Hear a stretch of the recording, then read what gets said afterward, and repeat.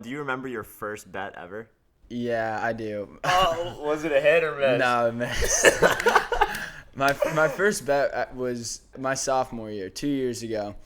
That I wasn't into betting, but the first bet I ever played was like a $15 bet. I bet on Kansas City against New England in the divisional championship.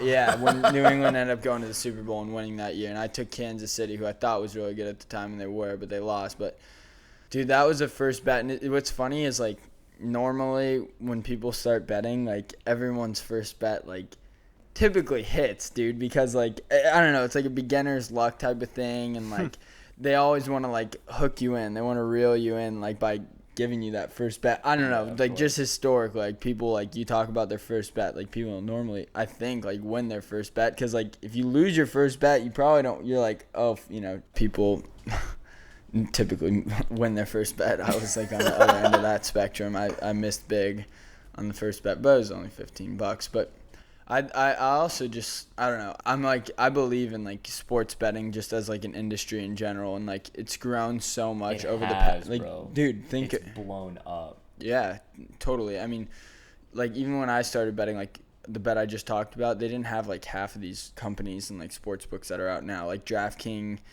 FanDuel Sports, and like even Barstool is just came out with their own sports book. That's why they got guys over in Philadelphia right now because they opened up a sports book there.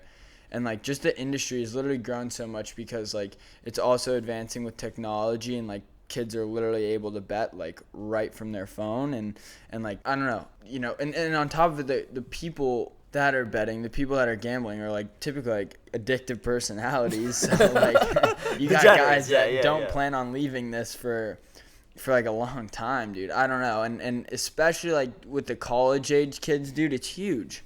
Gambling is huge. Like, and I promise it's going to continue to grow like over the next X amount of years and only get exponentially bigger when it starts becoming legalized in more and more states. Where do you think it'll go from here?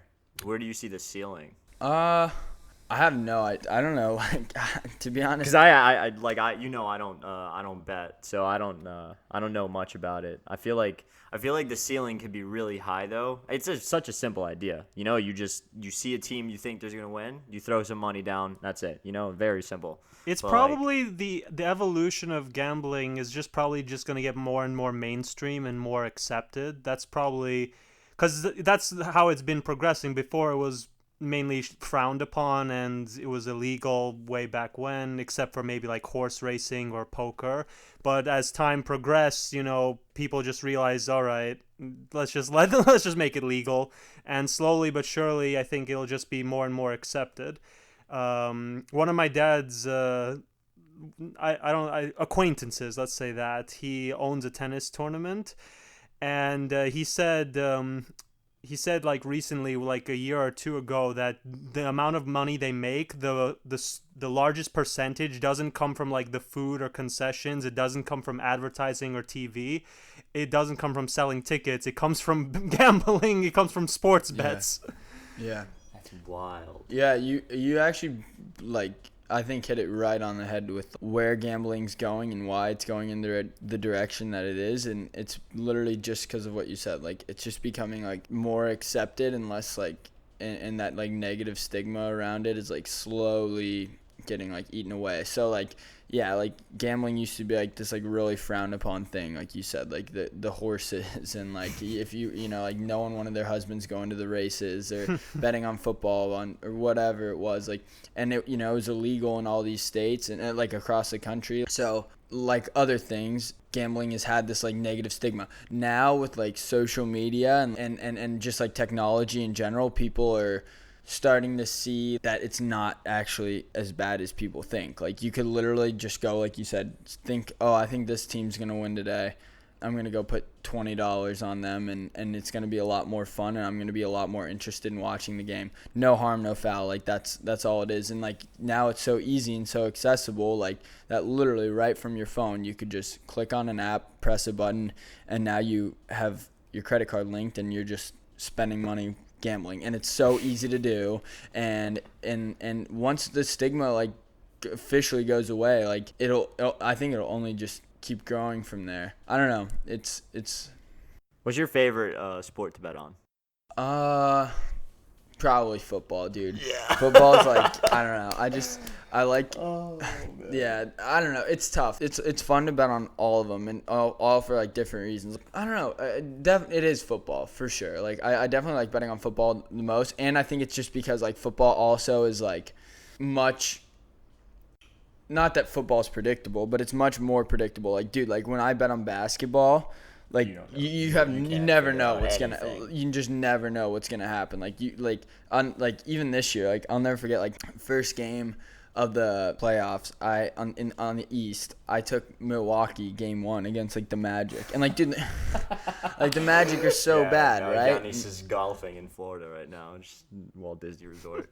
But like a great team like that can win in basketball. So like it's like basketball is tough to bet on.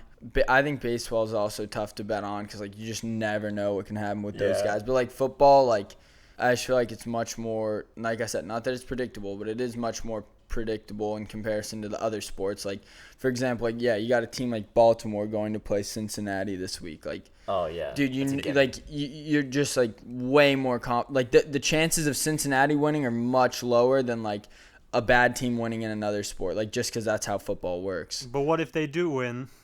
Whoever bet on them is Well, pretty happy, wouldn't you say? Is yeah, very happy. That's one way to put it. Like, What do you think odds are for Cincinnati to win?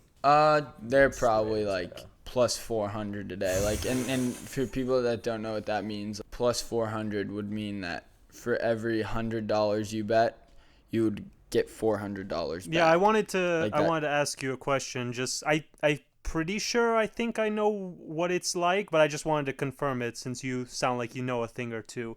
If let's just use tennis because I'm more familiar with that. Let's say the chances of Nadal winning today were like 3-1.